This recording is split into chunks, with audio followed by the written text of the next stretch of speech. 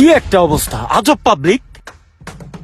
কিরে ভাই, একটু দেখা শোনা চলেন। কি একটা অবস্থা মেয়ে।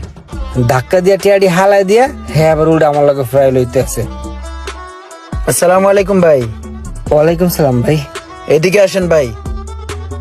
এই যে আপনি যে রাস্তাঘাটে অচেনা মানুষের সাথে ধাক্কা খান, আপনি কি ওইগুলো স্বাভাবিকভাবে নেন? এগুলো হচ্ছে চক্র, এগুলোকে স্বাভাবিক নেওয়া যাবে না, বুঝছেন? তাদের অনেক আগের প্ল্যান, আপনাকে ধরবে। আমাকে দেখে ভয় পেয়ে হয়তোবা চলে গেছে। আমি যদি এই জায়গায় উপস্থিত না থাকতাম, আপনি এতক্ষণে ঘায়েল হয়ে যেতেন ওদের হাতে।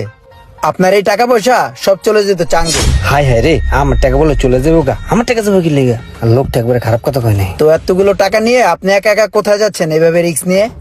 ভাই পেমেন্ট পাইছি তো আজকে, বাসায় চাই। জমি বেচা কিনা করছি তো। আচ্ছা, জমি বেচার পেমেন্ট পাইছেন, এইভাবে যাওয়া তো রিস্ক। আপনি এক কাজ করেন, আমার সাথে চলেন, আপনাকে আমি সেফ ভাবে পৌঁছে দিচ্ছি। বলত পাইছো আমারে? এখন তো রাস্তায় ধাক্কা খেয়ে পড়ছে, গায়ে তো উঠলে তো তুমি সব আতায় নিয়ে যাবা, পরে আমি কি করবো? আরে ভাই, এত ভাবনা চিন্তার কি আছে? চলো না, তোমার সেফ ভাবে নামাই দিয়ে আসি তোমার বাসায়। ভাই এই এত প্যারা নেন না, বুঝছেন? আমার বাসা এখানে, আমি যাইতে পারবো। আপনাকে ধন্যবাদ ভাই সতর্ক করে দেওয়ার জন্য।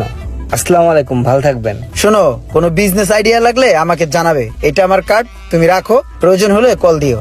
ঠিক আছে ভাই, যদি কখনো লাগে আমি আপনাকে কল দেবো। হ্যাঁ, ও আসি। আসসালামু আলাইকুম। ওয়ালাইকুম আসসালাম। লোকটা আসলে মনে হয় ভালো, হ্যাঁ ভিজিটিং কার্ডও দিয়ে দিল। শুনলেন তো ভাই কাহিনী। এইসব ব্যাপার নিয়ে ফ্যামিলির থেকে এবং বাইরে যারা টাকা পয়সা পায় তাদের চাপে আছি ভাই। যদি আপনি আমাকে বিদেশ নিয়ে যেতেন তাহলে অনেক ভালো হইতো। শোনো মোশাররফ, আমি ওরকম বড় কিছু না। আমি